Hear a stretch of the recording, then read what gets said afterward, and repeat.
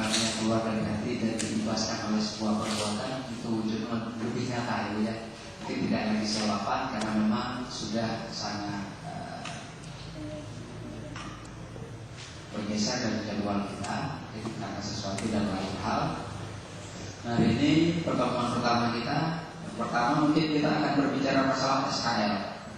Nah, untuk lebih mudah kita berinteraksi, bapak dan ibunya disediakan bahan yang dalam map itu. Kita cek dulu kelengkapannya, artinya kita tidak lagi mencatat. Saya tidak. SKL itu kan standar kompetensi lulusan. Dasar hukumnya itu Undang-Undang nomor 20 tentang Sidiknas, terus keluar lagi PP nomor 19 tahun 2005, terus dikeluarkan oleh sebuah Permen nomor 23. Nah, berdasarkan Permen nomor 22 dan 23 terus 24 tentang aplikasi, orang biasanya enak menyebut itu kurikulumnya KPK atau KTSP. Nah, untuk menyamakan sebuah persepsi kita hari ini, selanjutnya SKL itu kalau sudah jumpa, saya ingin contohkan satu dulu supaya kita bisa berinteraksi, bertukar informasi. Ada pendidikan agama di situ, Bu? Ada. Nah, di pendidikan agama itu yang pertama kalau tidak salah saya bisa menghafal, bisa dan seterusnya. Ya, maksud daripada uraian SKL itu adalah setelah anak menamatkan suatu jenjang daripada satuan pendidikan, kalau di sini kan SD atau MI, nah SKL yang sudah ibu dapat itu wajib sudah tuntas. Nah, SKL itu adalah SKL minimal. SKL itu adalah SKL minimal. Pengertiannya apa? Kalau ibu ingin mengubah, maka silahkan mengubah, tapi bukan ke bawah, naik ke atas.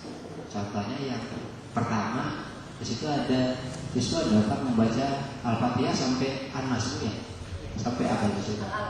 Al-Alaq. Ibu ingin mengubah Al-Fatihah sampai Al-Kafirun, silakan, enggak bersoal.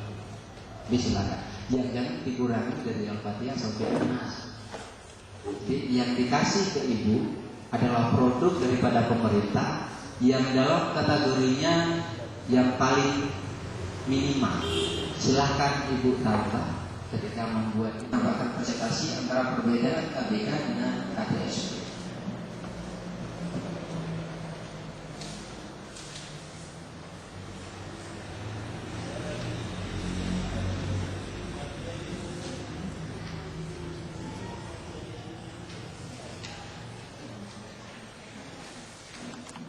Tidak perlu membaca kelas 2 ya sudah bisa membaca atau apa. Itu ditentukan menurut kualitas daripada pendidik. Mungkin ini enggak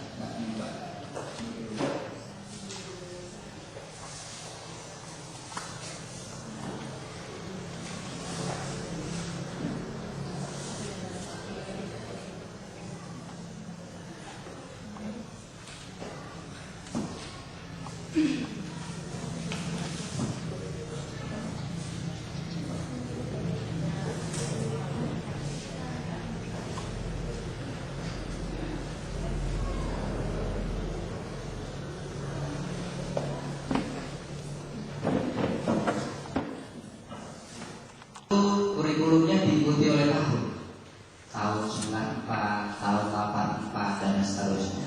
Nah, kalau KTSP itu kurikulum yang tidak diikuti oleh tahun. Jadi perbedaannya letaknya di situ.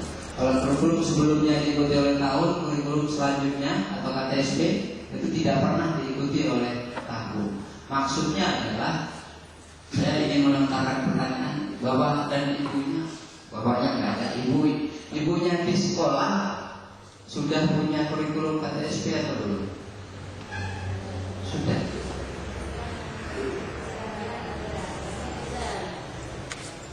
Nah, ibu, kurikulum KTSP itu setahu saya, ya, tidak ada satu sekolah pun kalau di Aceh Barat yang punya.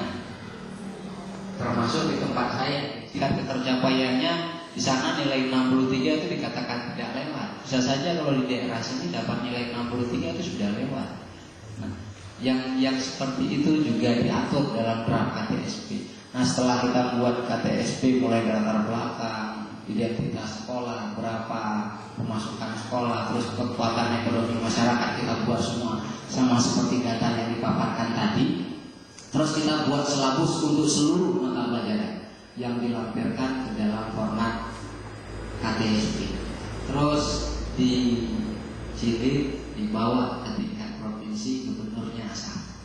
Sehingga ketika kita melaksanakan kurikulum tadi, nah itu yang dikatakan kalau ibu sudah punya draft itu, maka kita baru mengatakan sekolah saja sudah KTSP.